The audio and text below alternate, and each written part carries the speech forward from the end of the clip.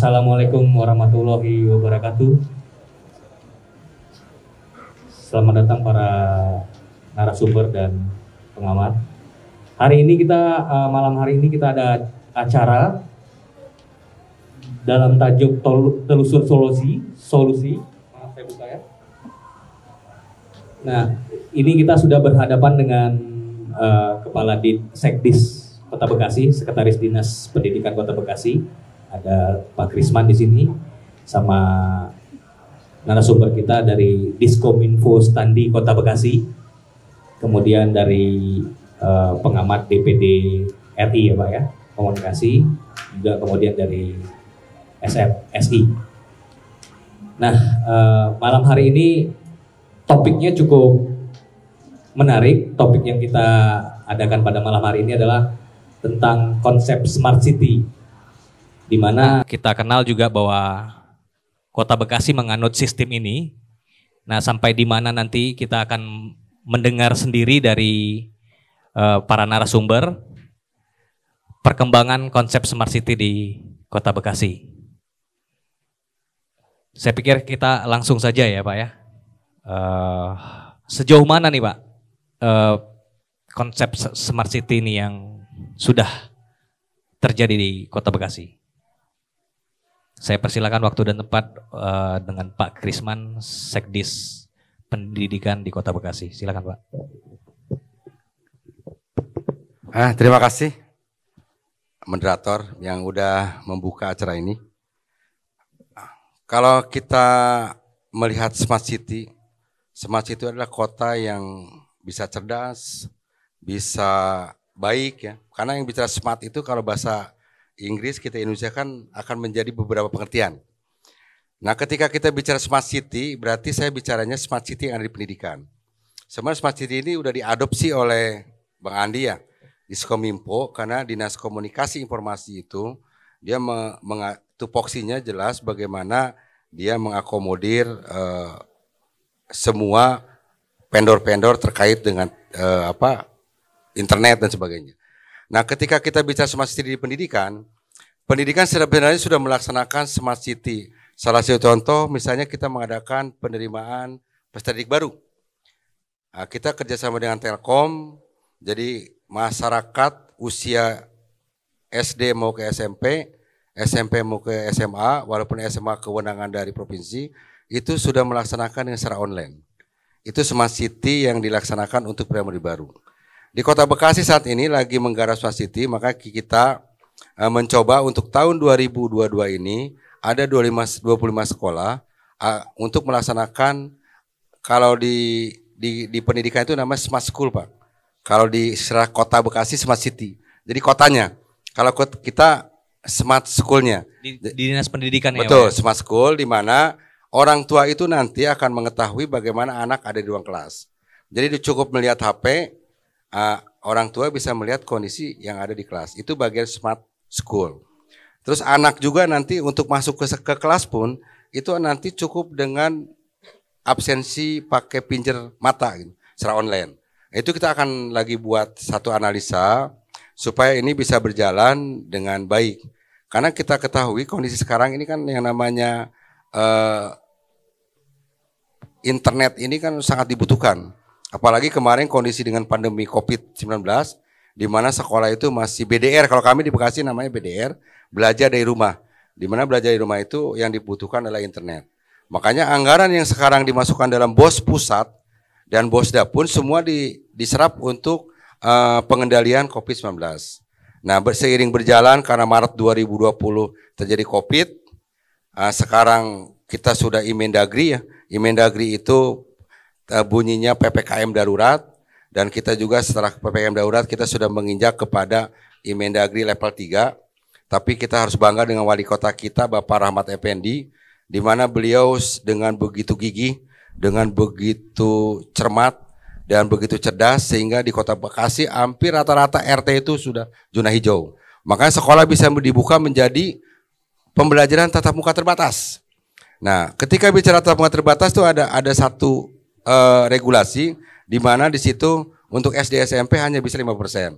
Untuk PAUD-nya itu 30%. Nah, konsep smart city-nya sudah berjalan sebenarnya.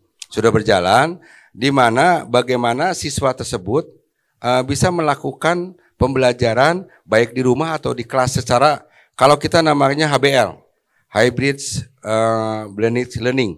Jadi ada mix ya, mix sekolah di ruang kelas sama di rumah. Nah, jadi hal-hal smart city itu kita sudah terapkan walaupun belum secara keseluruhan. Karena kita keterbatasan dengan tadi kecepatan daripada internet, betul. Karena itu pengaruh sekali. Terus kalau kita lihat tower-tower yang ada di Bekasi kan begitu banyak, tapi tidak bisa mengakses. Contohnya kita punya 12 kecamatan.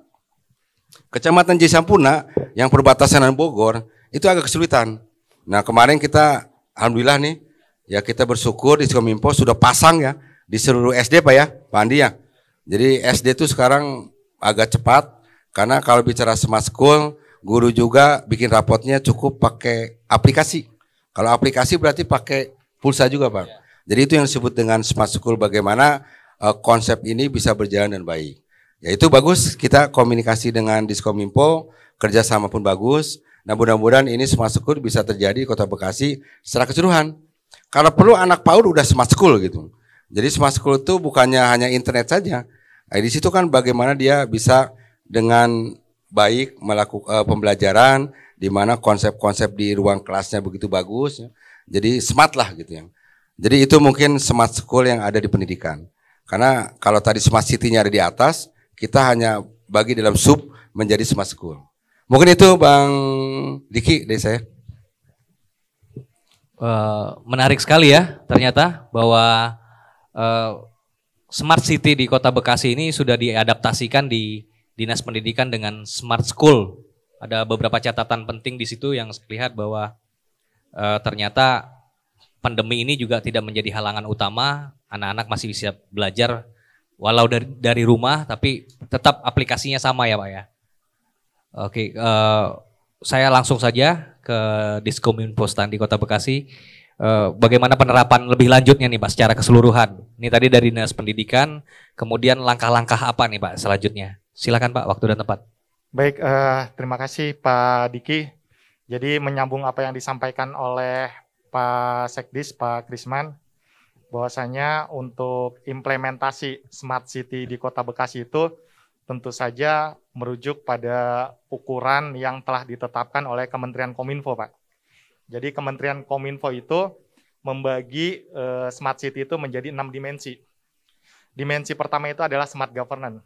Nah, Smart Governance itu kita berbicara bagaimana tata kelola pemerintahan yang cerdas. Nah, di situ kita coba terkait ke pelayanan publik. Artinya pelayanan publik kita itu kita dorong seoptimal mungkin bagaimana menciptakan pelayanan publik yang cepat dan akurat. Dan kita coba mendorong dengan penggunaan aplikasi, kemudian kita juga coba mendorong dengan berbagai macam infrastruktur penunjang aplikasinya.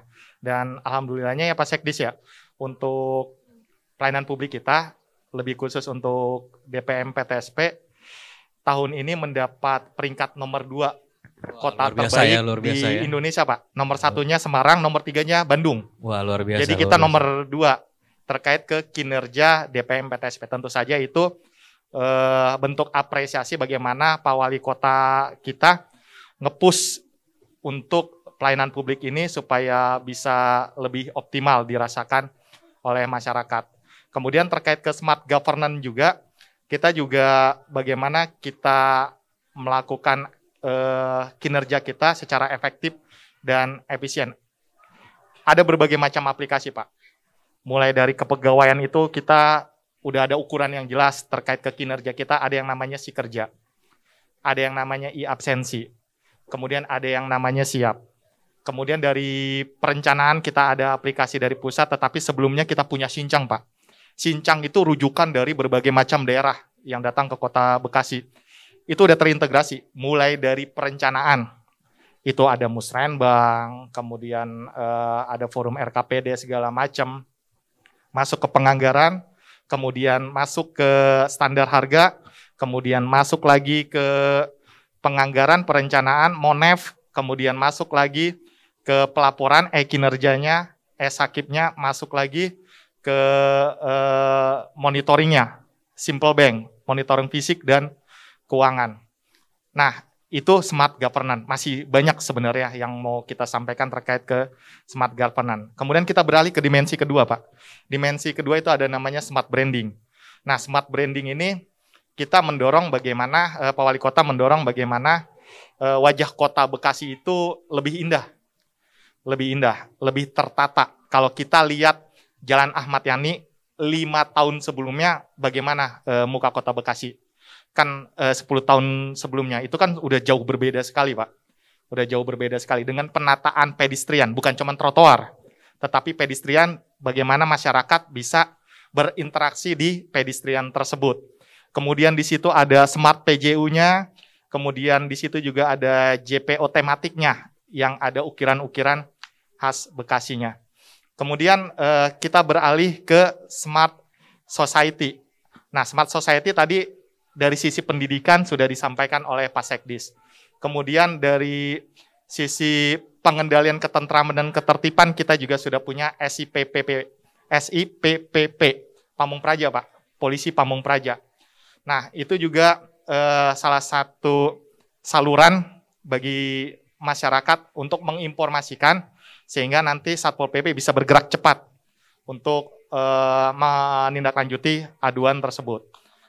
Betul. Kemudian ada smart economy. Nah, smart economy juga kita punya program unggulan, ada 2 terkait ke UMKM berbasis digital.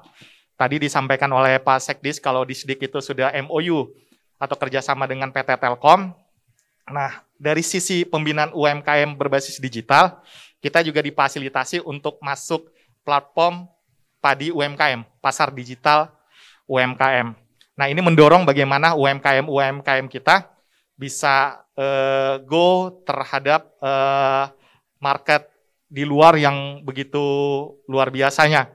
Bukan cuma hanya di Kota Bekasi, tetapi di luar Kota Bekasi. Dan sudah dilakukan pembinaan terkait ke pemanfaatan TIK atau pengelolaan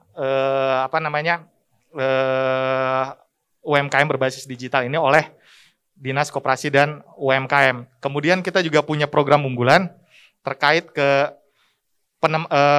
pelatihan, kemudian pelatihan, pemagangan dan penempatan dari Disnaker, Pak. Karena memang di RPJMD Pak Wali Kota ada misi khusus bagaimana menciptakan 50.000 tenaga kerja. Nah, itu salah satu solusi dari Dinas Tenaga Kerja, dan memang Dinas Tenaga Kerja ya Pak Sekdis kemarin juga dapat penghargaan tingkat nasional, kalau nggak salah peringkat 3 ya Pak ya, terkait ke jaminan ketenaga-kerjaan. Jaminan ketenaga-kerjaan. Nomor 1 di Provinsi Jawa Barat, nomor 3 se-Indonesia. Diapresiasi terkait ke penghargaan tersebut. Kemudian dari Smart Environment atau tata kelola lingkungan yang cerdas, ada berbagai macam program sebenarnya Pak.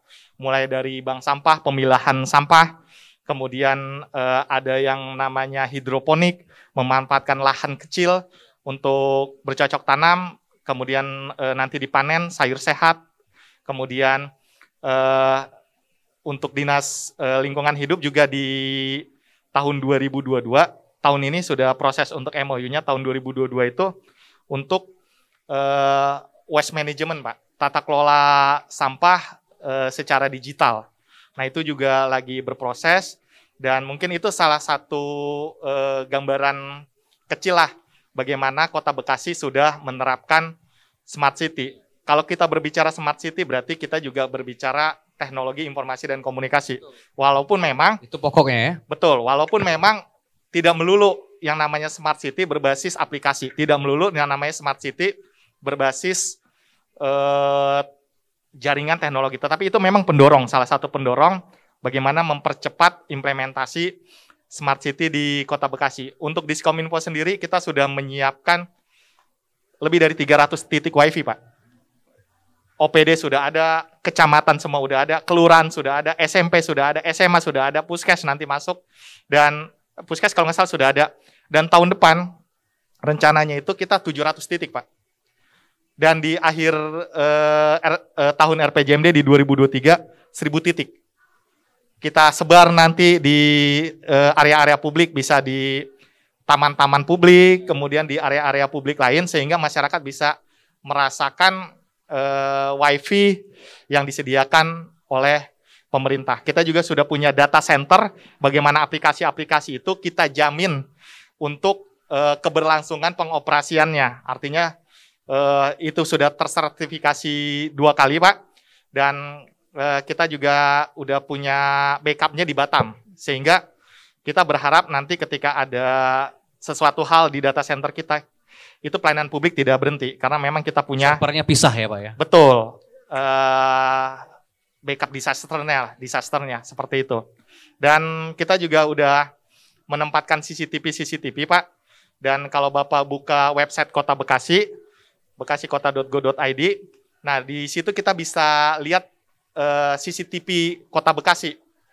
Artinya ketika misalkan Bapak mau jalan ke Lagon ini dari rumah, kira-kira macet apa enggak ya jalan saya ya? Bisa dicek. Walaupun memang belum semua jalan bisa kita pasang CCTV, secara bertahap kita coba perbanyak, tetapi minimal untuk jalan-jalan utama di area pemerintah Kota Bekasi, pusat pemerintah Kota Bekasi ini, sudah ada titik CCTV yang kita pasang. Dan masyarakat tidak perlu susah-susah nyari aksesnya, tinggal di website Kota Bekasi, di situ ada CCTV di jalan protokol kita. Mungkin itu gambaran sederhananya Pak, tentang implementasi Smart City di Kota Bekasi. Oke Pak, masih di Bapak nih Pak. Mungkin banyak juga nih Pak yang belum tahu bahwa penduduk Kota Bekasi kan ada di 12 kecamatan tuh, banyak juga mungkin yang belum mengetahui informasi yang baru kita Bapak buka ini. Kira-kira sejauh mana Pak nanti tingkat untuk menginformasikannya secara faktual di masyarakat nanti? Apakah ada program khusus seperti itu Pak? Iya, jadi ini yang namanya literasi digital sebenarnya Pak. Dan memang ini kita lagi coba susun konsepnya supaya bisa tepat sasaran. Target kita sih ke komunitas-komunitas Pak.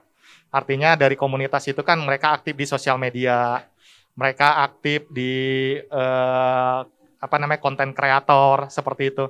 Nah kita coba rangkul mereka untuk coba meneruskan kepada lingkungan sekitar mereka seperti itu. Tetapi kalau untuk terkait ke program-program kita ada beberapa infografis yang kita coba teruskan ke kecamatan. Nanti kecamatan meneruskan ke WA Group RT RW atau WA Group lainnya.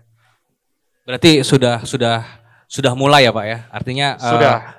Sistem ini sudah mulai diketahui oleh masyarakat umum ya Pak ya, di Kota Bekasi ya? Sudah. Lewat tadi ya, lewat RT RW ya, lewat WA Group, lewat aplikasi-aplikasi lainnya ya Pak? Iya, terutama aplikasi-aplikasi pelayanan publik, contoh yang dari DPM PTSP memang untuk penyebaran informasinya melalui infografis itu sudah disampaikan.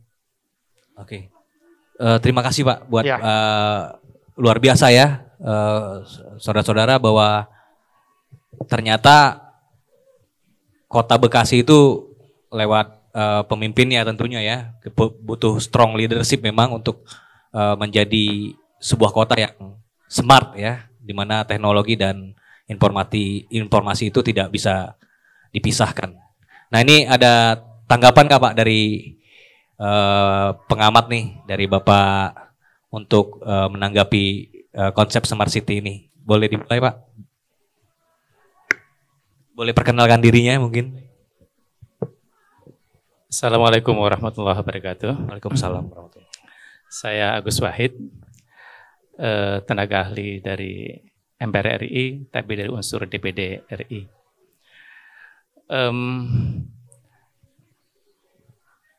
Kebetulan saya udah lama tinggal di Bekasi. Oh, warga Bekasi juga ya Pak? Sebagai muhajirin tanda kutip sejak tahun 88. Karena tidak bisa beli rumah di Jakarta, akhirnya meminggir.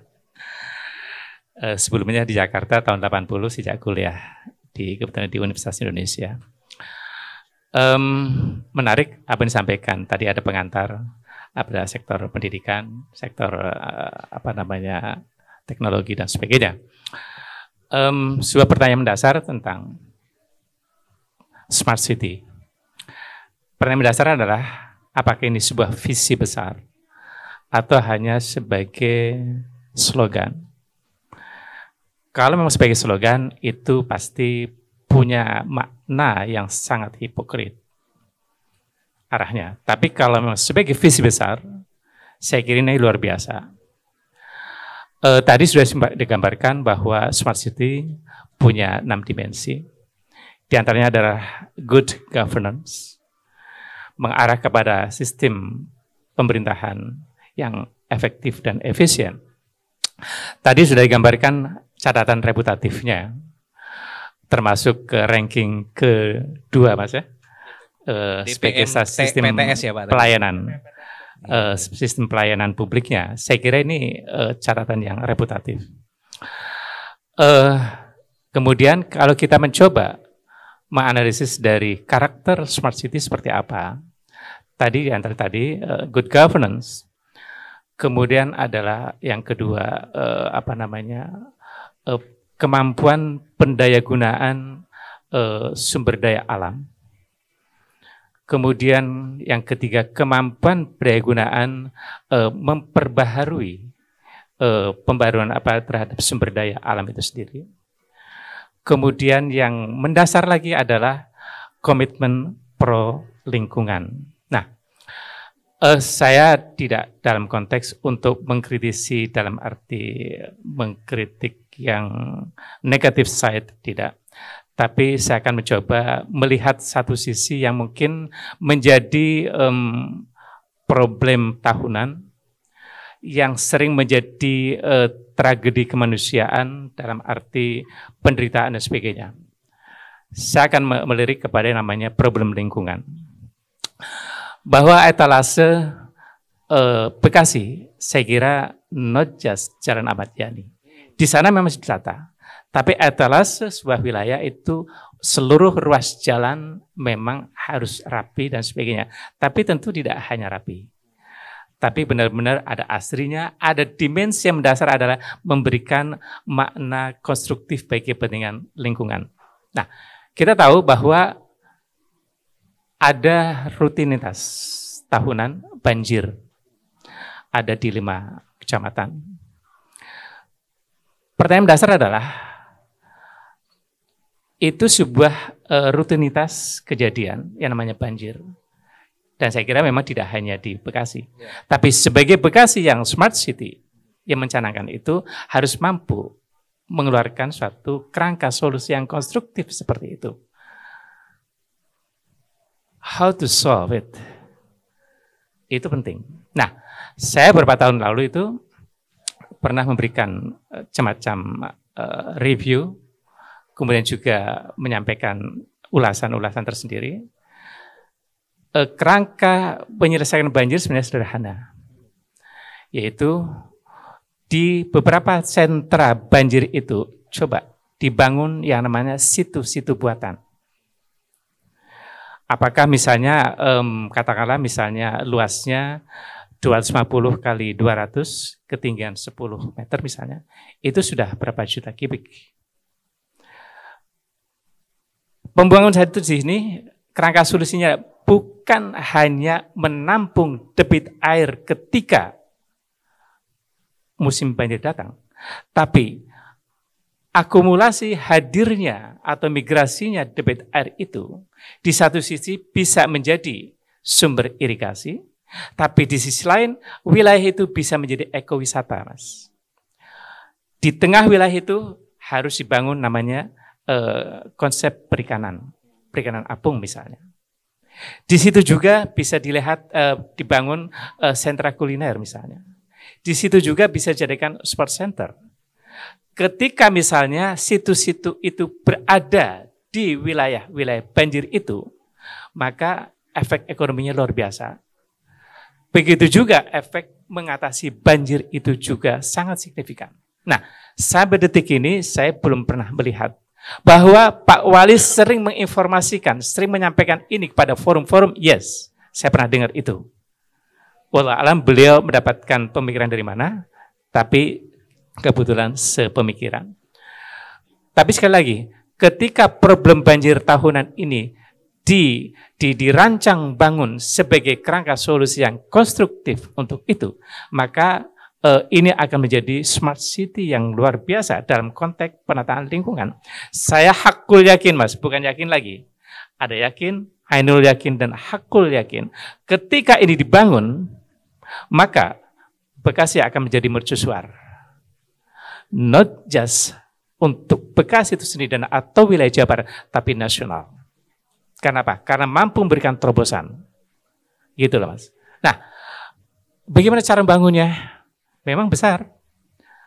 Pertanyaannya adalah, apakah harus dengan APBD? No.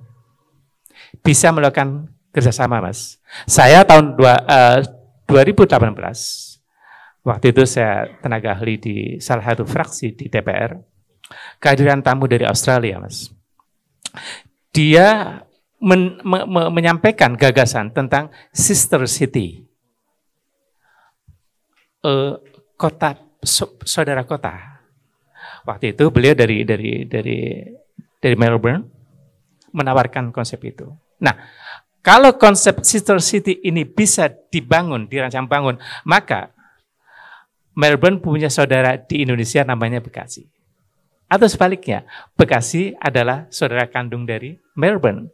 Tapi yang menarik adalah sistem financingnya itu sangat-sangat konstruktif, tidak perlu biaya yang high cost dalam arti anggaran floating dari APBD, tapi cukup regulasi, kebijakan supporting untuk itu. Nah, ini adalah kerangka solusi untuk mengatasi problem lingkungan yang disebutnya bagian dari ingin mewujudkan smart city itu. Nah, tapi sekali lagi ini adalah catatan yang mudah-mudahan ini bisa menjadi suatu terobosan. Nah, kemudian ketika bicara smart city memang diperlukan figuritas seorang pemimpin, Mas. Pemimpin di sini juga harus cerdas, Mas. Cerdas ini juga bukan sekedar IQ-nya yang memang tinggi, tapi daya responsinya, Mas. Taktis ya, Pak? Ya. Melihat fenomena banjir, apa yang harus dipikirkan? Dap, gitu kan. Di sana ada banjir, ada penderitaan, ada ini macam-macam. Bagaimana responsinya? Muncullah pemikiran kreatif yang solutif, gitulah. Nah, pertanyaan adalah apakah sudah sampai ke sana? Ya, Bapak-bapak dari instansi silahkan membaca. Saya tidak dalam posisi untuk mendowngrade tentang peran beliau. Tapi sekali lagi figuritas menjadi penting. Nah, gitu. Saya melihat Pak Pepen cukup lincah untuk pengelola ini. Tapi kemudian kalau kelincahan beliau tidak di-support oleh struktur di bawahnya, apakah lingkungan birokrasinya, apakah di tingkat kecamatan kah, atau mungkin di tingkat kelurahan, kalau memang tidak supported, itu jadi kendala, Mas, idle. Nah, karena itu diperlukan semacam koordinasi sistem manajemen yang efektif itu seperti apa. Jadi sini memang harus berangkat dengan penataan sistem, bukan one man show, bukan, Mas. Nah, seperti tadi disampaikan adalah good governance, not just direction one only, gitu. Tapi harus ada kebersamaan tim itu. Nah, ini teamwork ya, Pak ya. Ya, ini akan menjadi pekerjaan besar sehingga seorang yang katakanlah masuk Bekasi beliau hadir dengan pemimpin yang cerdas, maka dia akan melihat realitas ini dengan solusi yang cerdas juga. Satu hal mungkin saya sampaikan, Bekasi sebenarnya punya posisi strategis yang diuntungkan, Mas. Kita tahu Bekasi termasuk juga Depok khususnya adalah wilayah Jawa Barat yang beririsan langsung dengan ibu kota Jakarta. Satelit ibu kota, Pak. Ya, satelit ibu kota. Nah, keuntungannya adalah Bekasi kebanjiran yang namanya brain drain, Mas. Kebanjiran atau terdapat banyak orang-orang yang punya kualifikasi itu yang bersemayam di Bekasi. Yang tentunya karena memang punya kualifikasi mereka, kelas menengah terdidik dan sebagainya, maka secara sosial ekonomi juga mereka relatif baik. Sehingga ketika bicara tentang angka kemiskinan pun relatif sekian persen terkurangi oleh mereka. Karena itu saya tadi sempat buka-buka bahwa Bekasi dalam konteks kemiskinan untuk Jawa Barat, ternyata Kota Bekasi maksud saya adalah urutan ketiga dari seluruh kabupaten dan kota di Jawa Barat. Saya kira terreputasi. Yang pertama mana Jawa, Mas? Depok. Yang kedua Kota Bandung. Kita tahu Kota Bandung sudah jelas sebagai sentra of excellence dalam pengertian banyak para migran tanda kutip ya, orang-orang brain tadi. Depok juga seperti itu, maka Bekasi juga tidak jauh beda dengan Depok. Nah, sekarang bagaimana memanfaatkan keunggulan para brand di sini? Tentu ini menjadi sesuatu yang konstruktif jika pemerintah Kota Bekasi mencoba memobilisasi tanda kutip, apakah mungkin mengeksploitasi juga boleh ketika mereka diajak komunikasi, dihimpun dan sebagainya. Saya kira kalau Kota Bekasi melakukan forum, katakanlah forum santai tapi serius dengan para migran tadi, saya kira akan menjadi sumbangsi yang luar biasa, Mas. Termasuk juga bagaimana terjadi lompatan, ada kuantum dalam konteks mewujudkan smart city itu. Mungkin ini catatan awal saja. Kebetulan saya berada di wilayah Dewan Perwakilan Daerah yang memang concern untuk bagaimana menatap, kemudian juga mengkritisi, kemudian juga bagaimana ikut serta memikirkan tentang kepentingan daerah. Kebetulan saya tinggal di Bekasi, ya I have to give it. Oke, thank you. Assalamualaikum warahmatullahi wabarakatuh. Waalaikumsalam warahmatullahi wabarakatuh. Pak, bentar Pak. Jadi dari DPD RI sendiri apa nih Pak bentuk khususnya untuk pembangunan di Kota Bekasi pada khususnya?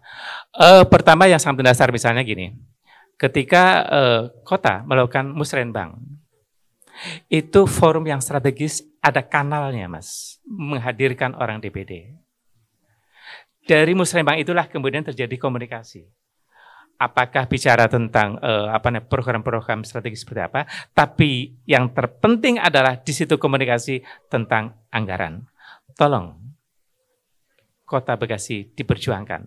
Maka DPD sebagai memang lembaga di pusat sana, dia punya kewajiban moral dan kewajiban politik, bahkan kewajiban memang fungsional untuk melakukan injeksi kepentingan daerah. Dan ketika misalnya ada persoalan, katakanlah misalnya gini, tadi bicara nyangkut masalah SDA.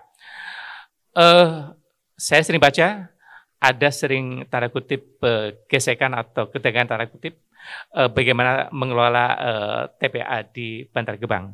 Yeah. Kemudian kadang ada ketegangan lah Pak kita. Nah, di sana peran DPD bisa dihadirkan gitu Mas. Tapi satu hal, pengelolaan TPA di sana haruslah tidak hanya mengelola sifat yang menghancurkan, tapi bagaimana mengeksplorasi lingkungan sumber daya alam tadi yang itu diperbaharui sehingga muncul apa? Namanya gas, Mas. Kekuatan gas dari sampah luar biasa. Saya sekitar tahun 80-an saya pernah baca gundukan lautan sampah di Rusia, Mas, menjadi sumber energi gas yang luar biasa, dan itu menjadi konsumsi untuk seluruh rakyatnya, Mas. Nah, sekarang Bekasi punya TPA. Tapi sejauh ini saya melihat adalah hanya penghancuran dan penghancuran. Padahal di situ ada potensi. Nah, makanya ada dalam konteks smart city, maka dia atau pemerintah ini harus terpanggil bagaimana wujudkan sumber daya atau limbah tadi menjadi kekuatan energi. Itu Mas. Nah, dalam konteks ini, ketika misalnya didialogkan dengan DPD, wow, responsif sekali Mas. Nah, dalam hal ini berarti Bekasi ada perwakilannya dari Jawa Barat, ada 4. Kemudian salah satunya saya cukup dekat. Saya bisa menggandeng beliau untuk bagaimana komunikasi ini dalam forum apa? Forum Musrenbang.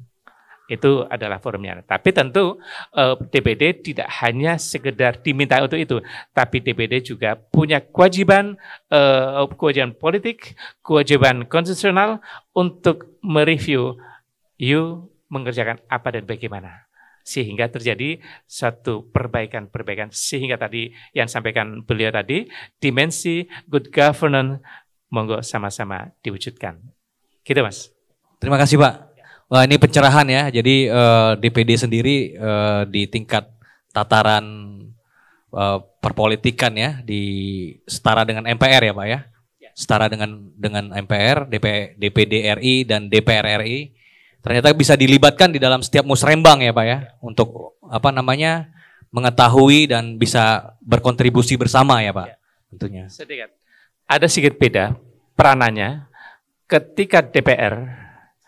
Jadi gini, MPR terdiri dari DPD dan DPR sebagai institusi gitu Mas. Kemudian ketika DPR dia tidak banyak bersinggungan langsung proses musyawarah itu. DPD malah bisa gitu Mas. Malah bisa lebih dalam ya Pak ya. Gitu loh. Makanya pemerintah Kota Bekasi gunakan kedua saluran itu. Ketika bicara program bisa minta tolong kepada teman-teman di DPR, tapi juga kepada DPD, sehingga ini untuk kepentingan daerah. Bahwa memang titik konsentrasinya lebih tepat ke DPD karena memang itu unsur perwakilan daerah tadi. Ya, Tapi secara basis konstituen memang bicaranya adalah kepada DPR gitu. Tapi kembali lagi kepentingan publik masyarakat atau pemerintah Kota Bekasi monggo menggunakan dua saluran itu, toh juga konteksnya adalah konstitusional Mas. Gitu Mas. Oke. Terima kasih Pak buat pencerahannya tadi ya, ada masukan juga dan tentang pengkritisan. Kita langsung saja karena waktunya juga sudah semakin malam ini, kita langsung saja ke pengamat yang kedua dari SMSI. Pak, silakan perkenalkan diri Pak. Ya, terima kasih. Assalamualaikum warahmatullahi wabarakatuh. Saya dari Serikat Media Cyber Indonesia, kebetulan Wakil Ketua Bidang Data Verifikasi. Yang sebenarnya harusnya ketua saya yang hadir di sini. Tapi saya alhamdulillah didelegasikan dari beliau tadi sore, dikomunikasikan secara mendadak ya. Tapi ya saya coba untuk menjawabnya ya. Siap ya Pak tapi ya? Siap. Oke. Silakan Pak. Yang saya simak tadi dari Pak Krisman ya tentang pendidikan, ya di lapangan pun kita sudah survei. Dan hasilnya memang kita bisa lihat semuanya. Kurang atau tidak kurangnya perangkat implementasi dari Smart City ini sebetulnya memerlukan dana yang sangat besar Pak. Ya, bukan hanya di non-government ya, tetapi di grassroots-nya di masyarakat ini sangat penting. Ketika memang tidak mengena sasaran kepada masyarakat tentang Smart City, mohon maaf nih, tadi ada yang Pak Ahli bilang ya, jangan hanya slogan gitu kan, artinya jangan hanya slogan. Coba kita buktikan kepada masyarakat di Kabupaten Bekasi, Kota Bekasi Pak. Kota Bekasi. Di Kota Bekasi ini wajahnya sudah bagus Pak, jalan-jalannya teratur, terus dari pelayanan pemerintahan dari Kota Bekasinya juga cukup bagus. Tetapi tadi itu artinya masyarakat ini harusnya lebih mengena Pak, lebih tahu gitu mereka. Dan di Kota Bekasi ini kan sebagai penyanggah ya, sebagai teman baiknya DKI Jakarta gitu kan. Nah ini kan. Ibu kota. Ya. Di sana banyak dana-dana yang harus kita gali sebenarnya Pak. Tapi saya salut dengan Pak Rahmat Effendi cukup energik. Dan kita sudah bisa lihat Kota Bekasi ini ya di samping terkait dengan jaringannya, dengan servernya, dan dengan pelayanan-pelayanan yang Smart City-nya, di Pemkot Bekasi kita sudah merasakan Pak. Contoh di BPM PTSP. Ini sangat luar biasa Pak. Ketika ada masyarakat atau yang ingin sebagai pengguna usaha atau penikmat daripada usaha, ketika menginginkan suatu surat izin yang sekarang ini adalah OSS, itu benar Pak Jokowi itu 20 menit, di sini 20 menit Pak. Itu yang saya saksikan. Ya. Dan itu saya juga merasakan hal itu. Nah ini saya bilang ya cukup Kota Bekasi ini smart. Tapi ya itu tadi, jangan hanya di sentral pengkotnya Kota Bekasi aja. Nah ini ada titik-titik perbatasan Pak. Ini yang mungkin ya harus kita tingkatkan, harus kita benahi lagi Pak. Atau ada semacam di setiap kelurahan atau kantor RW, RT itu ada semacam room atau ruangan yang bisa menarik masyarakat datang ke tempat itu Pak. Agar supaya masyarakat ini juga yang tidak mempunyai perangkat bisa menikmati. Kan bukan hanya komunitas Pak, komunitas itu kan mahal Pak. Ya karena saya juga dari komunitas, perlu banyak Pak. Iya, itu sangat mahal, tidak terduga biaya Pak. Nah, untuk masyarakat, ya ini saya hanya bicara Kota Bekasi aja dulu ya. Supaya lebih mengena lagi kepada grassroots-nya ya. Ini ya tadi menurut Bapak itu kalau bisa dimusrembangkan itu Pak. Ya dimusrembangkan titik-titik room Smart City Kota Bekasi di setiap kelurahan atau di RW atau di RT atau ada di area-area tempat kumpul-kumpulnya masyarakat Bekasi. Ini sangat bagus Pak menurut saya. Jadi karena memang masyarakat ini membutuhkan biaya yang sangat mahal Pak. Ketika memang kita Kota Bekasi ini menjadi Smart City. Nah kalau mereka tidak mempunyai perangkat Smart City mereka bingung Pak. Yang tahu hanya orang yang mengerti tentang ilmu dan teknologi. Nah, kalau gitu kan harusnya ada sosialisasi juga. Atau bintek. RW, RT, kita belum tahu nih Pak. Semuanya nih mereka sebagai pengguna teknologi. Kita belum tahu Pak. Ya. Nah ini harus ada jalan keluarnya menurut saya. Jadi Smart City itu jangan hanya, mohon maaf, Smart City itu harus mengena sampai ke tingkat yang paling bawah. Ya, sampai ke tingkat bawah gitu Pak. Ya, mereka yang mungkin kan tadi ada majemuk ya Pak ya, misalnya ya mungkin ada ekonomi yang kurang mampu. Dan bahkan di Kota Bekasi ini kan menurut saya hampir 60% ini banyak rumah sewa Pak. Nah banyak rumah sewa ini mungkin kalau rumah sewa ini kan kecil-kecil Pak.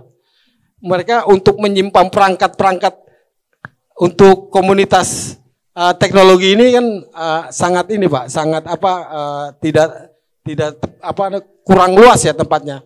Jadi saya pikir dari kami dari SMSI Bekasi Raya untuk Kota dan Kabupaten Bekasi, saya pikir alangkah baiknya mungkin room untuk Smart City di Kota Bekasi ini agar mengena kepada titik-titik masyarakat yang tidak mampu ini agar supaya dapat sebagai pengguna dan sebagai pemanfaat dan penikmat untuk Smart City Kota Bekasi. Terima kasih dari SMSI Pak, saya Fajar. Assalamualaikum warahmatullahi wabarakatuh. Waalaikumsalam Pak Fajar, terima kasih. Nah ini ada hal lagi ya bahwa tingkat sosialisasi itu harus sampai ke bawah. Artinya bahwa Smart City ini bukan hanya dinikmatin di tengah pusat kota saja, tapi sampai di daerah-daerah perbatasan antara Kota Bekasi dan kota-kota yang lain. Tanggapannya Pak dari Pak Diskominfo Standi, juga yang kedua tadi bahwa mengubah bencana menjadi berkah ya Pak ya, bahwa ada tandon-tandon air, konsep Smart City ini bisa terserap secara utuh gitu. Silakan Pak tanggapannya. Iya, yang pertama terima kasih Pak masukannya orang tua kami, rekan kami.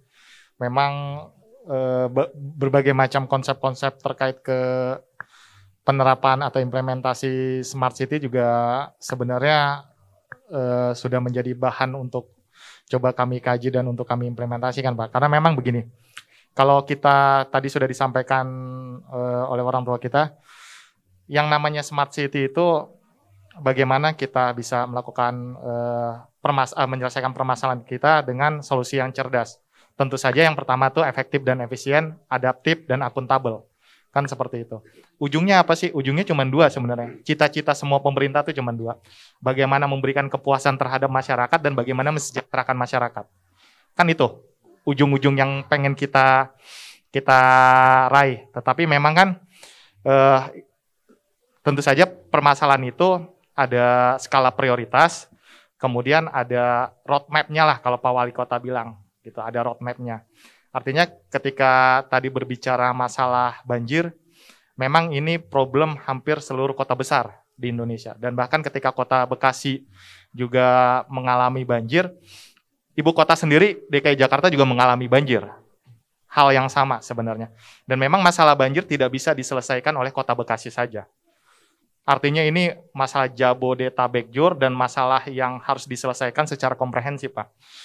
Dan memang mungkin yang lebih paham ini dari DBMSD Pak, tetapi informasi yang kami dapat memang sudah ditangani secara komprehensif mulai dari pemerintah pusat, pemerintah provinsi, dan juga pemerintah kota kabupaten yang terkena aliran kali di kitanya Kali Bekasi ya, ngalirnya ke Kali Bekasi.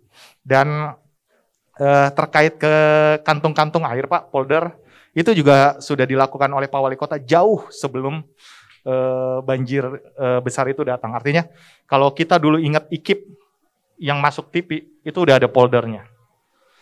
Galaksi udah ada poldernya. Udah banyak Pak kantong-kantong air. Tapi memang permasalahan bukan hanya bisa diselesaikan oleh kita bangun polder selesai, enggak. Artinya ada masalah di hulunya yang harus kita selesaikan juga. Sehingga bisa diselesaikan secara komprehensif. Dan kemudian kita juga coba ini terkait ke MOU dengan Telkom juga Pak. Karena memang Pak Wali begitu luar biasanya concern terhadap Smart City sehingga menggandeng PT Telkom untuk menyelesaikan berbagai permasalahan. Kita coba nanti di 2022 itu bekerja sama dengan Telkom itu ada yang namanya early warning system Pak. Memang sudah ada, tetapi nanti early warning system yang dengan PT Telkom itu, nanti pompa-pompa air yang ada di polder-polder yang ada di kita, itu nanti secara otomatis ketika ada Kelebihan sinyal, ketika ada sinyal atau alert dari sensor kita, itu otomatis pompa akan bergerak, seperti itu. Sehingga yang tadinya butuh petugas piket, yang namanya manusia kan ada faktor error. Mesin juga ada sih Pak, mesin tapi lebih kecil gitu. Nah nanti itu, jadi dengan early warning system, kemudian dengan sensor yang dimiliki nanti diharapkan aliran-aliran air yang sekiranya sudah di titik yang membahayakan debit ya. Air lah ya. Betul, itu bisa langsung dipompa dengan saluran yang sudah disiapkan. Tetapi memang kalau parsial gitu juga nggak bakal menyelesaikan Pak. Harus komprehensif, dari hulunya juga harus diselesaikan. Seperti itu. Kemudian terkait ke tadi, betul Pak, yang namanya jaringan itu mahal, infrastruktur itu mahal. Artinya kita secara bertahap juga coba memenuhi itu. Makanya tadi untuk di 2022 itu kita nanti ada 700 titik wifi, dan di 2023 sesuai dengan RPJMD Pak Wali Kota ada 1000 titik wifi. Kemudian terkait ke pemanfaatan sistem informasi atau aplikasi. Memang kita juga sudah melihat bagaimana ada segmen atau kelompok masyarakat kita yang mungkin belum familiar terhadap itu. Makanya untuk pelayanan publik di kita ada yang namanya Satgas Pamor Pak. Satuan Tugas Pantau dan Monitoring. Kalau di polisi ada polisi RW namanya. Nah, kalau di kita ada Satgas Pamor. Satu Satgas Pamor di satu RW. Tugasnya apa? Pertama deteksi dini, Pak. Deteksi dini. Permasalahan di RW itu mestinya Pamor tahu. Kemudian dilaporkan secara cepat, ditangani secara cepat. Seperti itu. Itu kan bagian dari Smart City juga. Respon cepat. Seperti itu. Kemudian yang kedua terkait ke pelayanan publik. Untuk kependudukan kita ada e-open namanya, aplikasi pelayanan kependudukan. Dan itu juga sudah diapresiasi oleh Dirjen Dukcapil Kemendagri. Artinya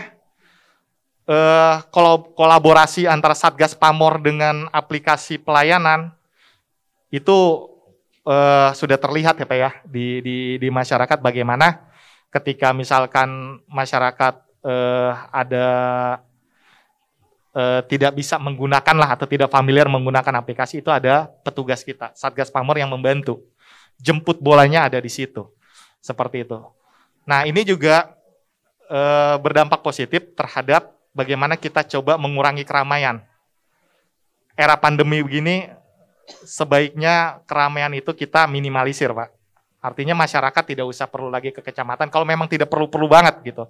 Ada Satgas Pamor yang membantu. Dan memang untuk sosialisasi, kemudian untuk bagaimana ini bisa diketahui oleh seluruh masyarakat, tentu saja kita juga butuh bantuan. Baik bukan cuman karena memang kalau hanya mengandalkan dari aparatur saja itu efeknya kurang terasa Pak, kurang cepat gitu. Tetapi kalau kita dibantu oleh unsur masyarakat di bawah RT, RW, kemudian ada 3 pilar kita, kemudian ada komunitas yang bisa bantu kita, itu mungkin bisa lebih cepat. Dan saya sangat tertarik sekali Pak, ketika mungkin kita punya konsep-konsep inovasi yang mungkin bisa kita terapkan di Kota Bekasi. Apakah itu bagaimana mengintegrasikan polder dan wisata dan pusat kuliner, itu luar biasa menurut saya. Konsep-konsep seperti itu. Karena memang yang namanya lahan itu di kita kan terbatas. Tapi begitu kita bisa mengoptimalkan dan menambah nilai manfaat dari lahan itu kan luar biasa Pak. Apalagi berbicara sister city gitu. Itu menurut saya sangat luar biasa. Ketika kita punya ruang untuk itu dan dibantu, ini menurut saya salah satu terobosan yang mungkin bisa kita ini Pak. Kita sangat terbuka terhadap hal tersebut, dan nanti mungkin kalau untuk Diskominfo Pak, kita sebagai fasilitator saja Pak. Nanti kita akan pertemukan dengan OPD yang terkait, yang pasti semua masukan, semua ide kreatif yang bisa menyelesaikan permasalahan itu bisa kita akomodir. Kenapa? Karena memang berbicara smart city itu berbicara menyelesaikan permasalahan, bukan berbicara canggih-canggihan Pak. Nih punya comment center megah, nih aplikasi ada 1000, aplikasi 1000 Pak, ditawarin ke masyarakat. Masyarakat bingung. Untuk IMB 1 aplikasi misalkan. Untuk SIUP 1 aplikasi. Untuk laporan 1 aplikasi. Dia bingung. Untuk laporan apa ya nama domainnya ya? Apa pengaduan masyarakat.bekasikota.go.id atau apa gitu. Jadi ternyata trennya sekarang bukan memperbanyak aplikasi Pak. Aplikasi 1 tapi kayak fungsi. Fiturnya banyak. Sepakat. Fiturnya banyak dan itu berfungsi. Seperti itu. Nah kita lagi coba mengintegrasikan itu Pak. Kita ada 2. Untuk yang internal itu kita namakan portal aparatur berbasis SSO, single sign on.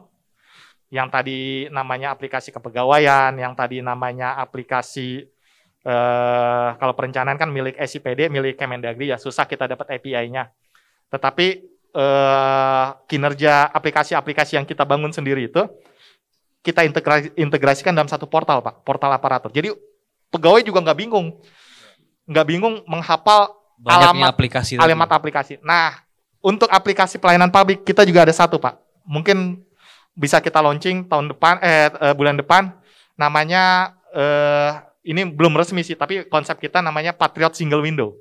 Patriot apa? Patriot Single Window. Single Window. Iya, itu aplikasi informasi. Di situ ada berbagai macam informasi baru terkait akan di launching ya ini ya. Iya, jadi di situ nanti ada informasi-informasi baik itu tentang kesehatan, pendidikan, terus keekonomian dan lain sebagainya. Dan aplikasi pelayanan publik yang ada di Kota Bekasi itu bisa dimasukkan itu sudah dimasukkan di situ. Jadi masyarakat kalau misalkan terkait ke DPM PTSP tadi Pak, apa ya silat apa ya nama domainnya? Kan bingung Pak. Belum dia akunnya, emailnya. Tapi ketika misalkan dia ingat cuma 1, PSW, Patriot Single, coba buka PSW. Di situ udah ada logonya silat. Oh ya silat untuk DPM PTSP. Tinggal klik. L2T2 tuh untuk layanan mohon maaf untuk Tinja Pak. L2 T2, di situ udah ada. Terus kalau si Brojol dan si Taro Pak pernah dengar Pak? Benar dengar. Jadi kalau kita mau berobat ke RSUD, kita daftar di aplikasi itu udah ada nomor antriannya. Nggak usah langsung ke sono, takutnya kan penuh Pak. Nah itu si Brojol. Nah begitu selesai berobat, daripada penuh di situ, udah kita pakai si Taro aja, sistem antar obat. Nah si Taro ini nanti diantar Pak, diantar obat kita ke rumah. Udah dengar itu udah mulai jalan ya. Nah, di situ ada di PSW gitu. Jadi aplikasi-aplikasi pelayanan publik itu ada di situ, tinggal diklik. Nah, nanti tinggal masukkan akun. Jadi masyarakat nggak bingung lagi gitu. Ada namanya aplikasi Sipaten, sistem pelayanan administrasi terpadu kecamatan. Apa ya nama domainnya ya? Lupa. Tapi kalau misalkan dia cuma satu, ingat PSW, buka aja PSW, di situ udah ada. Dan memang nantinya semua itu akan kami masukkan ke website Kota Bekasi, Pak. Jadi situs itu menjadi one stop for Betul. government ya. Satu portal saja. Satu portal. Ya. Di dalam portal itu udah tersedia berbagai macam aplikasi layanan publik dan informasi-informasinya. Tentu saja memang bertahap, Pak. Tidak ada yang sempurnakan seperti itu. Kita coba melengkapi fiturnya, kita coba melengkapi informasinya, karena memang kembali lagi ini membutuhkan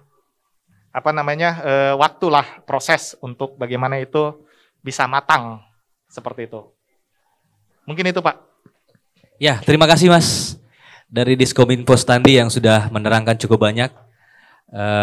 Terakhir saya minta tanggapan dari Bapak Sekdis Pendidikan Kota Bekasi terkait pendidikan Pak, kira-kira atau kepemerintahan mengenai Smart City di Kota Bekasi Pak.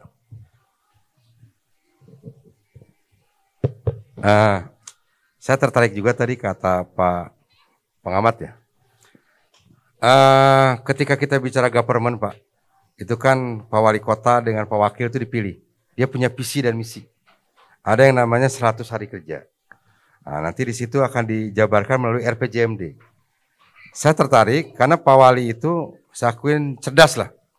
Ketika tadi Bapak punya konsep situ, Pak Wali itu sudah punya Pak.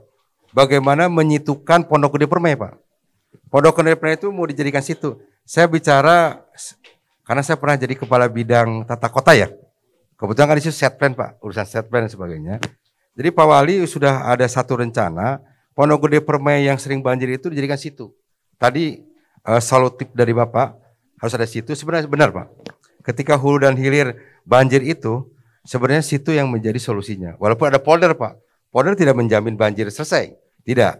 Nah jadi situ itulah sebenarnya solusinya. Pak Wali sudah menawarkan kepada warga di Pondok Gede Permai. Tapi warganya tidak mau hinggah di situ. Karena harga tadi Pak. Harga tanah gitu. Membebaskan satu lokasi. Betul. Itu berarti Pak ya. Pak Wali menjadi sudah danau dong berarti. Betul. Saya ingat kata beliau waktu rapat. Ketika warga Pondok Gede Permai mau kita ganti rugi dengan harga NJOP.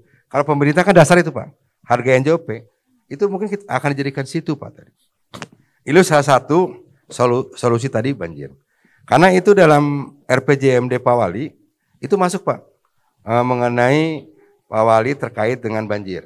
Jadi saya lihat beliau itu sudah yang analisa Bapak sudah menerapkan. Tapi kan harus ada penawaran Pak kepada masyarakat.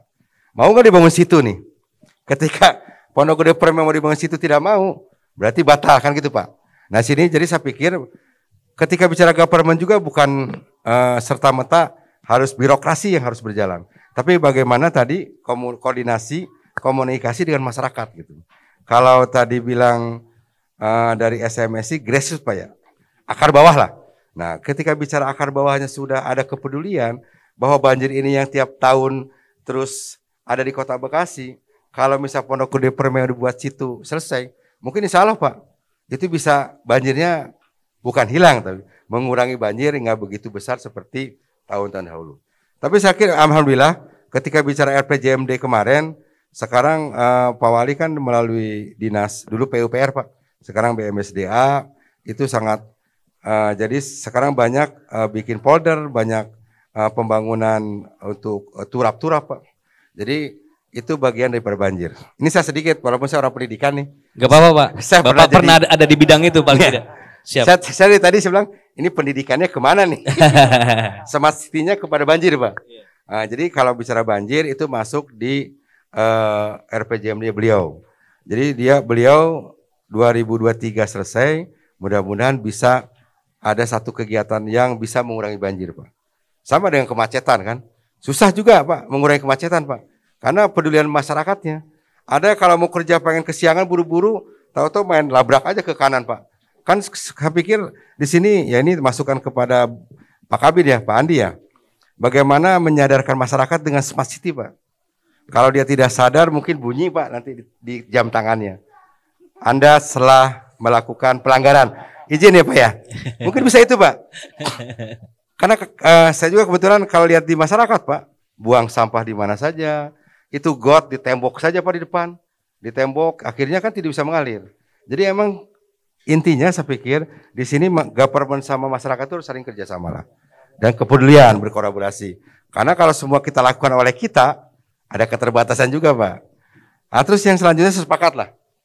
Dewan Perwakilan Daerah mau membantu nih. Republik Indonesia. Ya, nanti kita akan coba bersanding, Pak. Biar pendidikan ini bisa smart school, Pak. Dengan kita meminta dana bagaimana tadi pelaksanaan smart school di sekolah yang kemarin baru 25 sekolah, kita SMP negeri ada 56, Pak. Kalau bisa sisanya itu kita minta dana untuk membersihkan perangkatnya, Pak. Karena kan smart city itu perlu perangkat, Pak ya.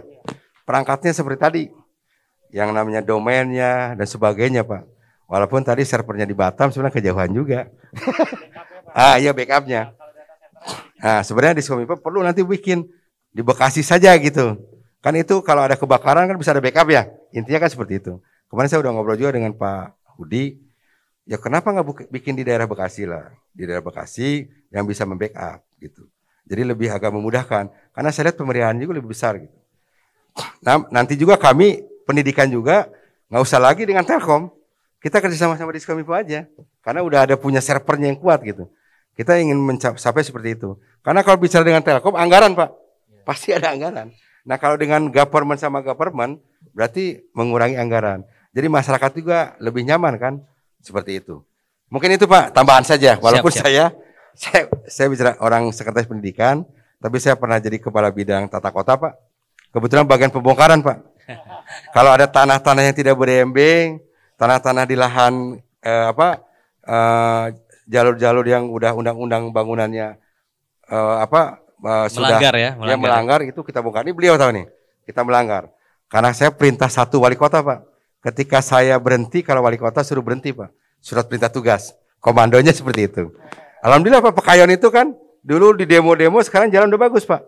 Macet jalan di sebelah sini bisa ke sini.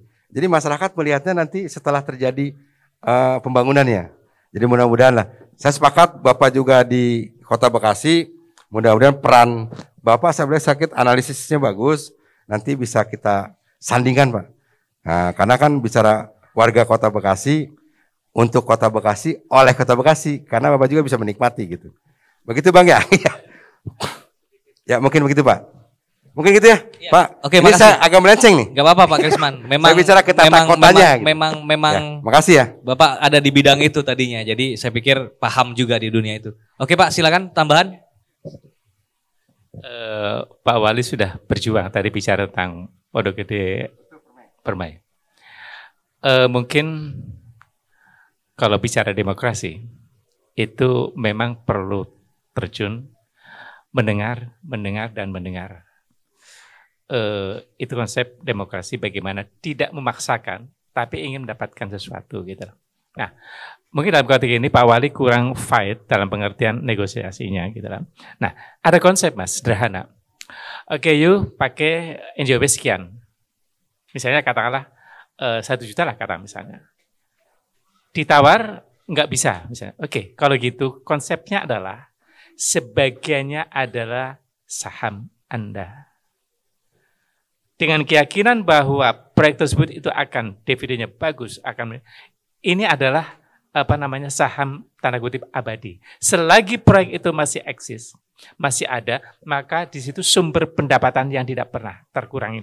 Kita harus merancang situ itu adalah situ konsep ekowisata yang benar-benar profitable.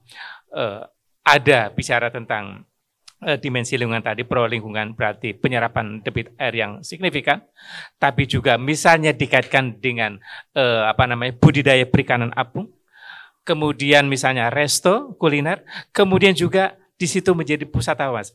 Pusat ekonomi kreatif. Karena apa? Karena di situ munculnya himpunan orang-orang yang berada di situ. Karena itu di situ sebenarnya lahan-lahan yang produktif secara ekonomi, sehingga kita bisa menyampaikan tawar gitu, Pak. Karena itu tawaran ini barangkali bargaining position ya, Pak. Ya, perlu ditingkatkan, Pak Wali, perlu meningkatkan daya tawar itu, komunikasi lagi sehingga ada harapan. Nah, satu hal mungkin terakhir, Pak Wali sebentar lagi selesai, ya kan? Pertanyaan adalah, who is the next? Kalau misalnya pemimpin ke depan itu tidak selihai beliau, tidak sesmart beliau, maka akan terjadi setback dalam konteks penataan kota Bekasi ke depan. Karena itu, pemimpin ke depan memang diperlukan ini yang relatif sama, idealisme yang sama. Idealisme bukan idealisme mumpungisme loh, Mas. Tapi idealisme benar-benar untuk mengabdi gitu loh. Dalam bahasa asing itu ada carpe diem, itu mumpungisme itu yang menjadi penyakit. Nah, karena itu pemimpin ke depan untuk wali kota Bekasi diperlukan orang seperti itu. Pertanyaan adalah, apakah harus smart beliau? Tidak harus. Tapi orang-orang sekitarnya adalah orang-orang yang bisa mensupport cita-cita besar yang namanya smart city. Sehingga ini namanya kepemimpinan. Bukan pemimpin, tapi kepemimpinan diperlukan peran-peran orang sekitarnya sehingga cita-cita itu terwujud. Nah, karena itu siapapun yang berada di lingkungan apakah partai ataupun non-partai yang punya kemampuan itu, beliau juga harus membidik orang-orang yang memang punya kemampuan itu, tapi juga membidik orang-orang profesional yang memang punya kepedulian besar. Nah, disinilah keberadaan kota Bekasi yang notabene banyak orang migrasi, orang-orang yang punya kualifikasi tertentu, monggo diajak. Gitu, Mas. Terima kasih. Terima kasih, Pak, masukannya. Jadi saya, oke, siap, Pak, silakan. Saya ini terenyuh juga dengan dari SMS. Insya Allah, Pak, tidak slogan. Kita tidak punya slogan karena kita komitmen. Tanya beliau, Pak Andi ya. Kita semua pejabat itu dibuat surat pernyataan pertanggungjawaban mutlak. Berarti melaksanakan tugasnya tidak pernah slogan. Real, nyata gitu. Melaksanakan RPJMD. Itu, Pak. Oke, siap. Yang perlu saya jelaskan. Jadi kita tidak ada slogan-slogan, kita real nyata melaksanakan semua kegiatan kita untuk melayani masyarakat Bekasi. Ya. Seperti itu. Terima kasih, Pak Sekdis Kota Bekasi Pendidikan. Ya, jadi kesimpulannya bahwa cukup menarik ya hari ini tentang Smart City. Kita banyak mengupas dan dapat masukan-masukan dari para pengamat tentang bagaimana solusi-solusi yang ditawarkan. Terus dari para narasumber kita juga mengetahui tingkat mana sudah sampai Smart City itu bisa dinikmati oleh masyarakat. Terima kasih buat masukannya semuanya, Bapak-bapak. Mudah-mudahan di lain waktu kita bisa dapat kesempatan untuk berbincang-bincang lebih dalam lagi mengenai Smart City ini. Saya tutup acara Smart City ini dari telusur ini untuk bisa ditangkap oleh masyarakat dan bisa menjadi satu bahan masukan dan kemudian Bekasi lebih maju, lebih cerdas ya Pak, lebih ihsan. Assalamualaikum warahmatullahi wabarakatuh.